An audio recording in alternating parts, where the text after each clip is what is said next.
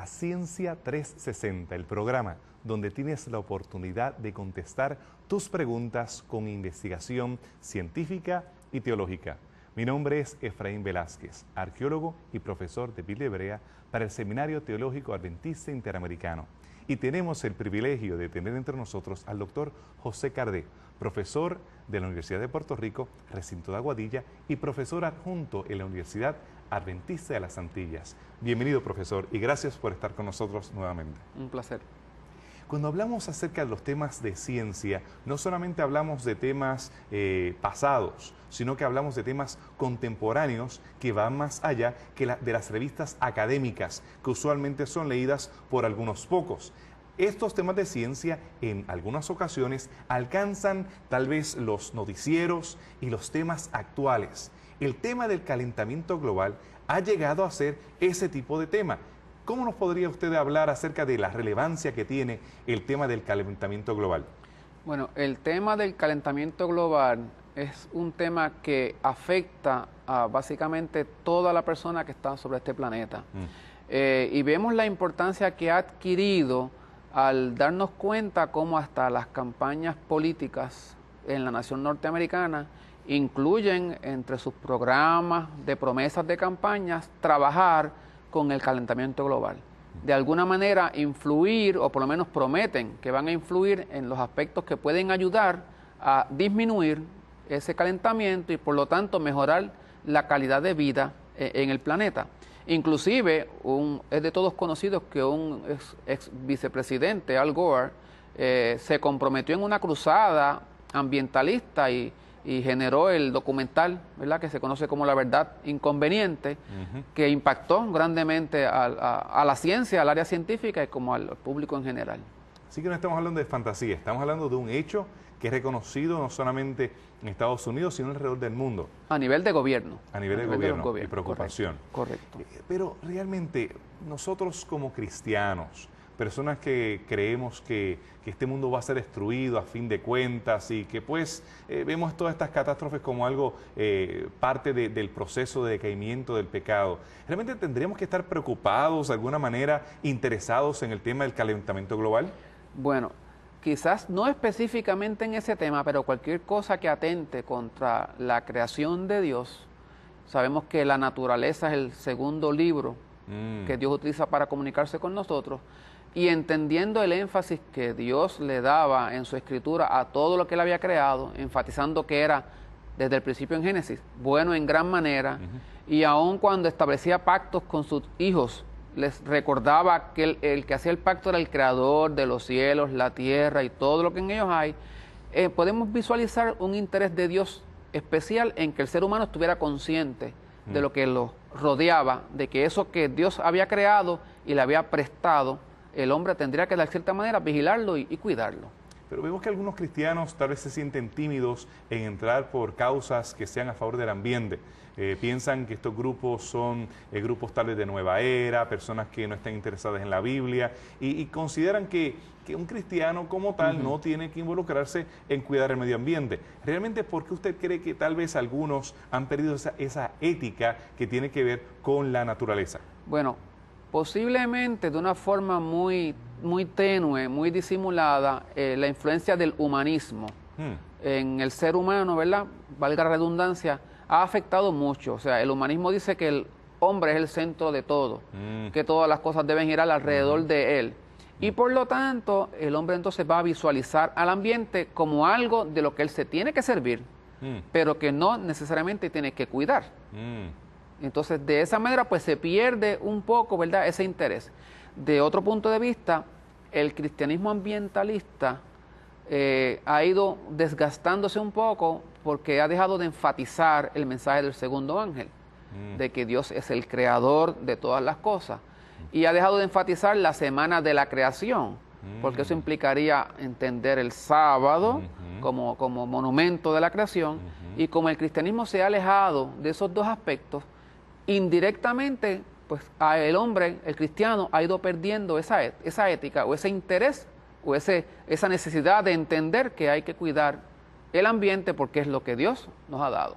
En el caso de aquellos cristianos que al mismo tiempo son cristianos teístas evolucionistas, pues tal vez lo vemos aún más desconectados en ese sentido con la responsabilidad que tenemos con esto que fue creado perfecto y no simplemente como parte de un proceso de destrucciones como se asumiría en el modelo evolucionista. Es correcto, es correcto. ¿Hay alguna base bíblica para esta forma de pensar?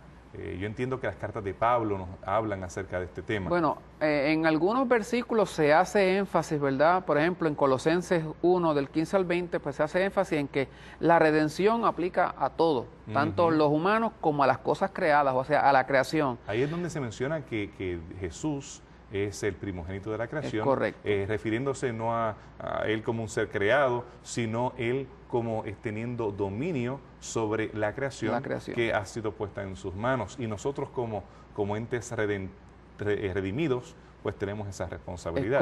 Es correcto. También es probable que en Génesis 1.26 el hombre haya malinterpretado ese término de sojuzgar la tierra, de apoderarse de la tierra, y pensando como que esto es propiedad mía, entonces lo puedo manejar como me dé la gana, y en ocasiones pues quizás esa ha sido una malinterpretación del ser humano también. Enseñorearse de una manera en la cual ha oprimido la tierra y simplemente es consumir todo lo más que pueda de ella, sin escuchar tal vez los clamores que menciona Pablo en Romanos 8, que dice que la tierra clama, gime.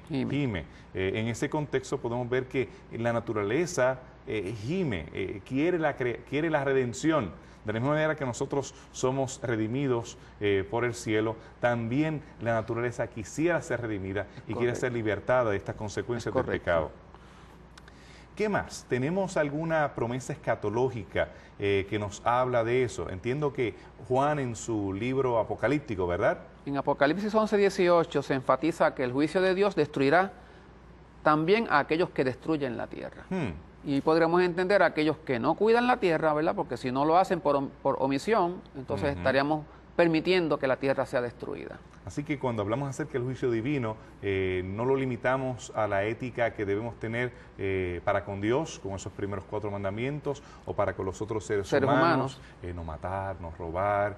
Pero si yo destruyo la tierra, soy tan culpable que si estuviera matando, robando, adulterando, cualquier otra Claro, si yo destruyo sin cuidado, por ejemplo, los recursos naturales como el agua, la gente que le hace falta el agua, pues indirectamente voy a estar matándolos básicamente, privándoles de eso que necesitan para vivir. Esa ética yo creo que a algunos de los niños no se le enseña y el agua pues es abierta sin cuidado, los recursos son, bueno, yo puedo pagar realmente el boleto del agua al fin del mes, la factura, pues no hay problema. No, yo creo que deberíamos desde pequeños tratar de inculcar esta ética ecológica que nos hace responsables como mayordomos. También está el conformismo de que si nadie cuida, ¿qué voy a aportar yo solo? Un granito de arena donde nadie cuida. Es al revés. Si mientras más gente proteja y cuide, entonces más beneficio va a tener la naturaleza de esas personas que se preocupan. Si otros lo hacen, yo puedo hacerlo. Exactamente. ¿Qué da si yo tiro la basura por la ventana? Si de todas formas tantas personas la están haciendo y qué diferencia puedo hacer yo. Pero ¿qué es ese calentamiento global al cual usted está haciendo alusión en sus presentaciones que entiendo que ha hecho en varios foros? Bueno, en términos técnicos, eso se refiere al aumento en la temperatura promedio de la superficie terrestre, tanto aire como océanos, en las últimas décadas. Para que tengamos una referencia, en los últimos 100 años, de 1900 al 2000, la temperatura de la superficie aumentó en 0.74 grados. Se proyecta que en el primer siglo, o sea, del 2000 al 2100, en este próximo siglo, la temperatura aumentaría a unos 6 grados. O sea, que es un aumento en la temperatura de la superficie de 6 veces lo que ocurrió el siglo pasado, con los consabidos efectos que tendrá entonces en la vida sobre el planeta. ¿Es realmente? ¿Ha sido siempre así? Pues se entiende que no. Se entiende que la naturaleza tiene este control de autosustentabilidad, donde los recursos se pueden renovar, se pueden reciclar. La naturaleza es el mejor ejemplo del proceso de reciclaje que hoy los hombres buscan, pues la naturaleza lo hace continuamente y se supone que es capaz de mantener un balance indefinidamente si no se interfiere desde afuera alterando los ciclos y los equilibrios. Y entonces ahí es que la mano humana, la intervención humana afecta este proceso. Por ejemplo, un evento histórico que afecta ese proceso es la revolución industrial. Cuando se cambia a generar energía utilizando combustible fósil, las toneladas de combustible fósil aportan demasiado dióxido de carbono a la atmósfera. Y eso es un evento que no estaba contemplado antes. Pues de allá para acá, el equilibrio de carbono en la superficie, en la atmósfera, ha cambiado. Y eso es todo por la intervención del ser humano. Así que no siempre ha estado así. Estuvo en balance hasta que el hombre pues, ha comenzado a influenciar o a afectar mayormente ese equilibrio. Muchas personas, especialmente en la década de los 70, clasificaban la teoría del invernadero como simplemente fantasía por parte de algunos grupos de ecologistas. Pero usted ve que hay evidencia de que esta teoría de que hay un invernadero, que los gases que se están generando están realmente afectando la temperatura global. Bueno, esa es una de las hipótesis que se esgrime en estos momentos. O sea, los gases que está produciendo el ser humano, entiéndase el CO2, es uno de esos gases que se acumulan en la atmósfera y evitan que la radiación del Sol, una vez queda en el planeta y se refleja, salga al espacio, sino que vuelve y choca con ese techo de gases de invernadero y regresa entonces a la Tierra, sobrecalentando el planeta. Así que se supone que eso es lo que se entiende que está sucediendo. Pero entendemos que entonces hay grandes intereses que no quieren que esto se refleje. Que se podrían ver afectados y se ponen reglas, ¿verdad? Y se legisla para controlar ese tipo de emisiones al ambiente. Que se ha hecho, definitivamente se ha hecho con los clorofluorocarbonos, que son los compuestos estos que estaban quizás hace 30 años atrás o 40 años atrás en los aerosoles. Y como resultado de la liberación de tanto aerosol, pues eso se ha demostrado que tiene efectos en el nivel de ozono de la atmósfera. Entonces se ha legislado para evitarlo. Se legisló para acortarlo, pero eventualmente se legisló para eliminarlo, donde entiendo yo que únicamente se usan es en productos que tengan relación con la medicina. Ahí está permitido, pero de lo contrario no pueden estar ni en los refrigerantes de los neveras, aires acondicionados, en ninguno de estos lugares. Entonces, en el caso de los aerosoles, evidentemente los dueños de esas compañías no eran tan poderosos como los dueños de las compañías que usan material fósil. El petróleo. El petróleo. Porque es probable. Ellos tenemos un expresidente de Norteamérica que era precisamente parte de ese movimiento petrolero, que evidentemente es el que está dictaminando cuáles son las reglas y cómo es que esto va a afectarse o reflejarse en la economía. Es correcto. Pero, ¿a qué se le atribuye este calentamiento global, aparte de lo que nosotros hemos mencionado? También se piensa que hay una aportación de efectos geológicos, como son los volcanes en erupción. Hay más o menos unos 500 volcanes activos en el planeta que pueden estar aportando emisiones de este tipo al ambiente. Pero esencialmente, hoy en día la preocupación son los efectos antropogénicos, o sea, lo que el hombre ha hecho y lo que el hombre puede hacer.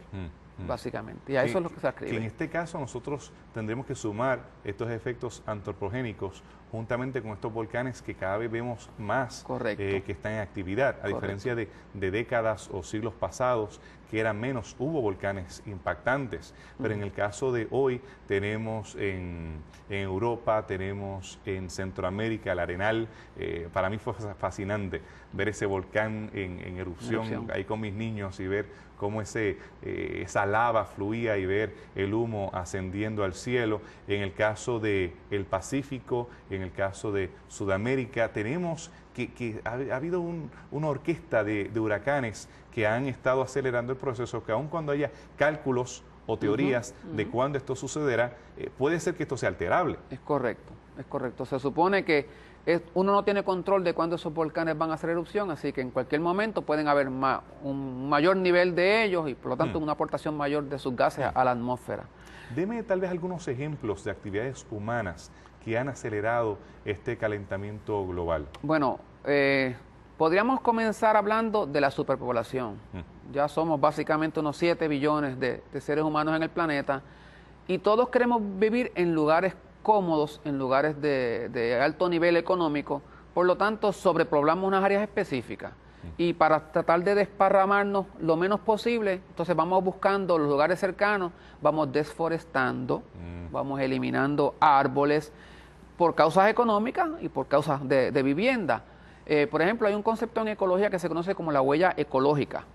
La huella ecológica es la cantidad de actividad humana que el planeta puede tolerar. Ya para los años 1980 se decía que la huella estaba en 1, lo que quiere decir que el planeta había llegado a lo máximo que puede tolerar de actividad humana. De allá para acá, obviamente, ya ha subido de 1.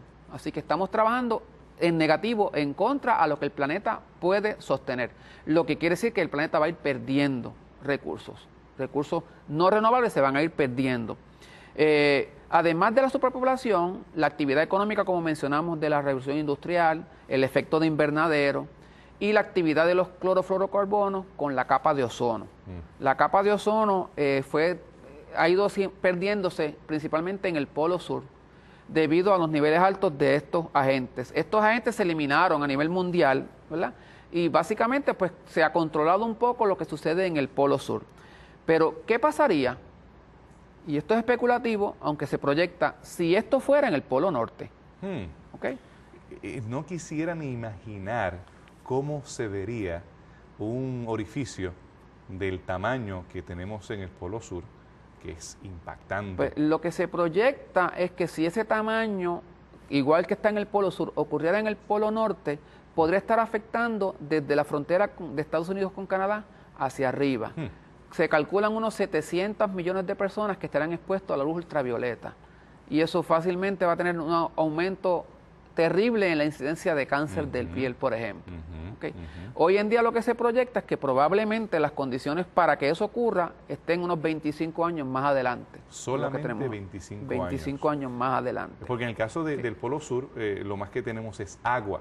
La masa terrestre está concentrada hacia el norte. Es correcto. Y tenemos poblaciones completas. Pues por eso mismo, posiblemente el efecto del Polo Sur no ha sido tan notable, porque allí no hay habitantes, pero en el Polo Norte la influencia sobre habitantes va a ser mayor, va a ser mucho más marcada. Y en el caso del Polo Norte, pues tendremos todas estas masas de hielo que se derreterían. Tendríamos entonces que el clima de Canadá se alteraría completamente.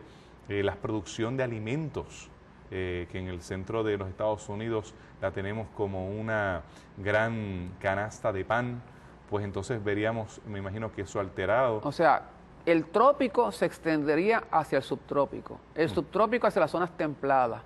Pensemos, por ejemplo, la población de insectos. La población de insectos que se mantiene a temperaturas calientes podrían migrar un poco más arriba. Entonces allá esas personas no están acostumbradas a lidiar con insectos. Van a tener que hacer uso entonces de pesticidas. Entonces ahí tenemos un segundo problema. Esos pesticidas van a contaminar el ambiente. O sea que tenemos una cadena de eventos que todos pueden ir siendo resultado de esta actividad humana y la flora y la fauna. Totalmente. Que tampoco están acostumbrados a la invasión de estos insectos y demás, también se vería afectada. Correcto. Así que los efectos que tendrían serían increíbles para la población de esos lugares. Tendríamos migraciones, juntamente con esto de sustentabilidad, pues tendríamos problemas políticos. Correcto. Porque una vez se hacen más difíciles las situaciones del diario vivir, tenemos problemas en las calles, las personas se levantan, los gobiernos caen. Es interesantísimo. El problema con los alimentos, sí. Entonces la gente buscando alimentos, el problema de las guerras. O sea, hay una serie de factores que van a ir en secuencia generándose y sin hablar, ¿verdad?, el efecto del derretimiento de las capas polares, entonces cómo eso se va a incidir en el aumento de las mareas, entonces las costas se acortan, o sea, las áreas residenciales pues se van a meter, tienen que meterse más hacia adentro de las ciudades, o sea, se va a trastocar completamente la vida como la conocemos hoy. Y en el caso de los fenómenos naturales, como huracanes y tifones, también se alteraría su ciclo y su intervención. O sea, hace unos 4 o 5 años tuvimos creo que 5 huracanes que llegaron a Estados Unidos, a las costas de Estados Unidos, categoría 5, cosa que no se veía hace muchísimo tiempo. Y ahora mismo, el primero que hubo en estos días, que es Irene, llegó hasta Nueva York. En mi caso, no quiero que recuerdes ese categoría 5 porque yo estuve en New Orleans cuando Katrina azotó, pues y yo estaba precisamente en el hospital cuando los vientos estaban azotando terribles, azotaban, y pude vivir en carne propia los efectos de ese huracán. Y estoy seguro que las poblaciones de esas áreas no estarán listas para poder resistir esos cambios que van a haber. Y por un lado, tenemos ese exceso de actividad de huracanes y de lluvias en un lado del planeta, y en otros lugares del planeta tenemos unas sequías extremas. No hay agua, ¿okay? El agua tampoco entonces permite que haya alimento. Entonces tenemos hambrunas en otros lugares del planeta. O sea, el efecto del calentamiento global se va a ver de maneras distintas en distintos puntos del planeta. Pero doctor Carde, usted es un hombre de ciencia. ¿Será que esto es ciencia ficción o hay algunas investigaciones que han apoyado que este cuadro es viable? Bueno, hay teorías de ambos tipos, pero las investigaciones que se hacen básicamente se proyectan en el futuro. Y las cosas que se están viendo hoy no se veían en el pasado. Así que no hay por qué pensar que lo que se proyecta no va a suceder. En una presentación que usted hizo en otro contexto, usted menciona un estudio hecho por la British Antarctic Society, en la cual presentaba un cuadro en unos 25 años. Sí, pues esa es la agencia que ha estado estudiando los niveles de ozono en el Polo Norte. ¿Okay? Y son los que proyectan que en unos 25 años las condiciones que están allí van a permitir que se genere el hueco. ¿A qué se debe esto? Bueno, a que los niveles de ozono han estado disminuyendo debido al clima. Aunque el clima allí no está tan caliente, está frío, eso mismo permite que el ozono se vaya perdiendo más rápidamente. Entonces ellos planifican, o sea, plantean, ¿verdad?, que debido a los estudios que se han hecho, pues probablemente en unos 25 años, ya en el norte, en el Polo Norte, los niveles de ozono estén como están en el Polo Sur. Y por lo tanto tendríamos entonces el peligro de la radiación en todas esas poblaciones que van desde Canadá, toda Europa, Unión Soviética y China. Todas esas personas van a estar expuestos a luz ultravioleta. ¿Qué efectos puede tener eso sobre nuestra vida en el planeta como lo conocemos hoy? El planeta Tierra en el año, a principios de este siglo, ¿cómo nosotros pudiésemos ver que va a afectar a estas futuras generaciones? Bueno, pues la temperatura seguirá aumentando, así como lo estamos viendo. Esto va a traer cambios climáticos como los que estamos viendo. Ya se plantea que los efectos de esos 5 huracanes que llegaron a Estados Unidos son resultados del calentamiento global. Así que esos disturbios atmosféricos van a ser mayores. La expansión de las zonas tropicales, como te mencioné, los trópicos se subirán y bajarán a lo que era subtrópico. Así que entonces la temperatura será mayor, más caliente en esos lugares. Subsiguientemente el subtrópico subirá un poquito más a zonas templadas y la zona templada subirá un poquito más al Polo Norte. O sea que vamos a estar acercándonos mucho más a los polos. Eso va a provocar migraciones de personas, moviendo en esos lugares, y al mismo tiempo las aves se moverán más a lugares y los insectos, por ejemplo, se moverán a otros lugares. Lo que va a provocar entonces que en esos lugares la gente no esté preparada para lidiar con eso. Y las medidas que se usen sean medidas extremas que puedan provocar entonces contaminación, disturbios. O sea, lo que se espera que suceda es que finalmente los polos se descongelan, aumentan los niveles de marea y eso entonces implique que las costas sean mucho más susceptibles a inundaciones. Se pierda terreno que se le ha ganado al mar, se pierde entonces.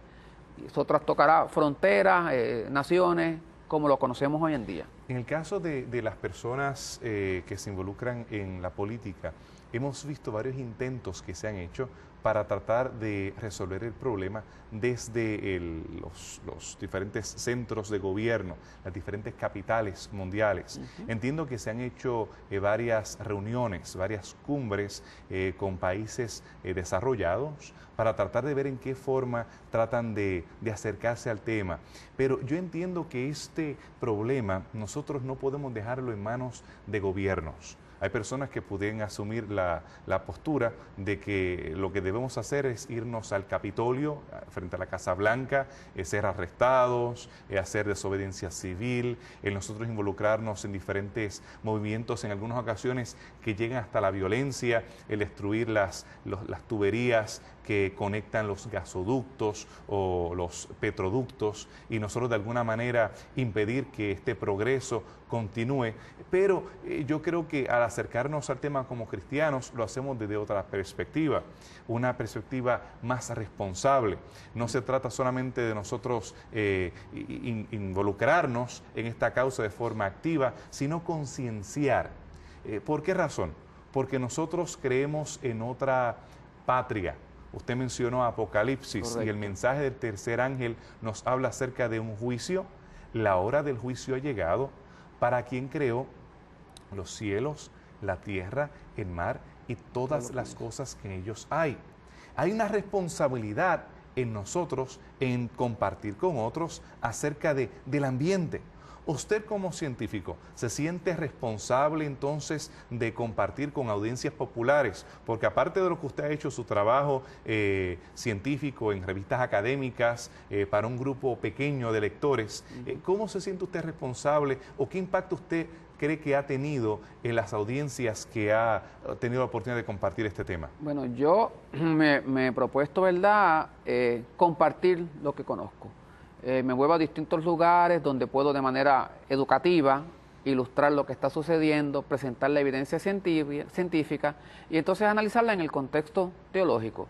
¿Qué puede significar esto desde el punto de vista de un cristiano? Y yo, como cristiano, ¿qué cosas puedo hacer?